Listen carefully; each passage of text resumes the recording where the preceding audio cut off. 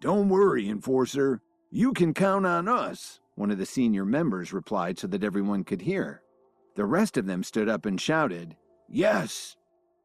Kevin let them all eat and drink as much as they wanted. He fell asleep very late in the back room that Cook had reserved for him. The next morning, Kevin washed up quickly and drove straight to campus so he could get to Professor Murdoch's class on time. Penny passed a note to Kevin as soon as she sat down. It read, "Are you free tonight? I still owe you dinner." Kevin smiled and shook his head. Penny was still trying to make up for that whole thing with her cell phone. After their dinner plans were interrupted by Professor Murdoch, Kevin had completely forgotten about it. If she hadn't given him a note just now, he never would have given it another thought. "Good work, Kevin. You've already made friends with the cutest student in our class," Dalton commented as he saw the note on Kevin's desk. Dalton knew about Penny's reputation, and he also knew that everyone in the school wanted to get to know her. Boy, would they be jealous to know that she'd actually asked Kevin out to dinner. It was a dream come true. "It's no big deal, Dalton. Do you want to come along?" Kevin smiled as he patted his friend on the shoulder. "You don't have to ask me twice," Dalton replied happily. Of course he was married, but it was just a dinner with friends, not an affair. He was sure that his wife Miranda would trust him. "Sounds like a plan."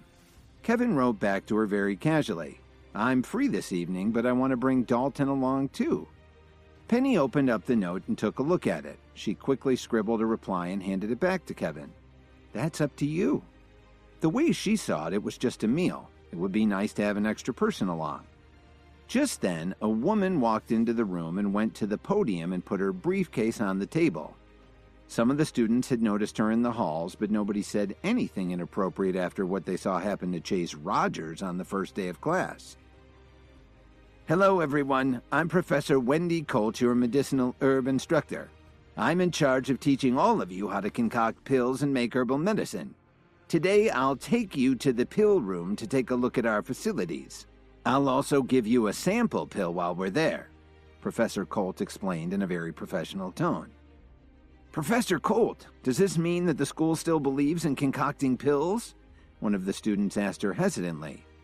"Of course. Medicinal pills are a very important aspect of personal growth and development. Good medicinal pills can help someone to advance by leaps and bounds," she replied very directly. "However, as there were fewer and fewer apothecaries over the years, we lost some of our knowledge base, so the current formulas are exceptionally rare.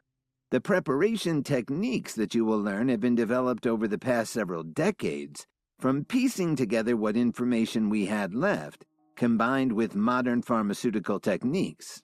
That's how we're able to approximate the original lost recipes," Professor Colt explained.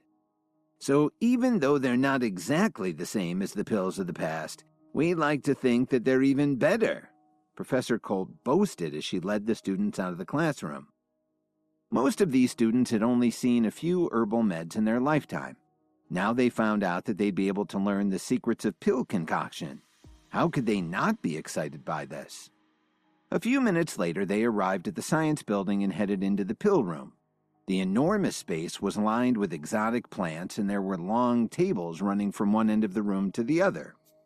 Each table had a large bowl and some preparation equipment that looked a little like kitchen utensils. Professor Colt divided the class into smaller groups. Kevin and Dalton were happy to see that they'd been assigned to the same group. Some of the other students were jealous to see that Penny was also put in Kevin's group. "Everyone, please listen to me. The school permits you to take any pills you make out of this room as long as it's been inspected and approved by the instructor. Please note that some of the ingredients have been artificially grown. They're very difficult to find in nature," she informed them. "You have to listen to my instructions very carefully. Don't do anything without checking with me first. Today, I'm going to show you how to make the healing pill. Its main purpose is to treat all kinds of external injuries. Under normal circumstances, it only takes 2 hours to take effect and heal your injuries," Professor Colt explained as she went to a large cabinet and took out 6 kinds of medicinal ingredients. She used the equipment on the table to measure and prepare the ingredients in the bowl. Then she lit a Bunsen burner on the table. While she was doing this, she continued to describe what she was doing to the attentive group of students. "Wow, Professor Colt is so awesome," one of the students exclaimed. "Yeah, this stuff's really cool," her classmate replied. A lot of them never thought they'd actually be able to witness someone making herbal medication. They watched intently as Professor Colt prepared one pill after another. "Kevin, don't you know how to do that too? I'm very curious to see who's better, you or Professor Colt," Dalton remarked as he nudged Kevin in the ribs. "You also know how to make herbal pills?" Penny asked Kevin in amazement. But Kevin didn't answer their questions. Very seriously, he warned them. "Dalton, you and Penny should leave the room right now." "What's wrong?" Dalton asked him with a very puzzled look on his face. "Professor Colt must be distracted by talking too much while she's working.